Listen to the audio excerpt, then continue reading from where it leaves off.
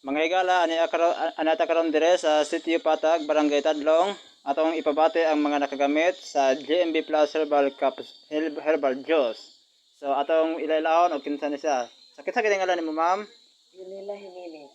So unsa may gibati nimo, ma'am? Ngano ni inom ka og GMB Plus Herbal Juice? Dagan magkuko kaing gibati kay nako arthritis nya naapo koy kuan kanang high blood wa pug ko nya naapo koy gibati sa kuto-kuto nga mura bag gagahi siya. Ya kuan, ma'am, kani pag inom nimo ana, ma'am, kumusta man gipamati sa imong lawas? Kaluoy sa Ginoo natawhan ako baka ginawa nako tarong di ko ginawa itong tarong. Mura Mm. magbuot sa kuto-kuto. Ah, sige, ma'am, salamat, ma'am. Dayon, unsa may ikawahag nimo, ma'am, sa mga naminaw o sa mga nagtan-aw karon?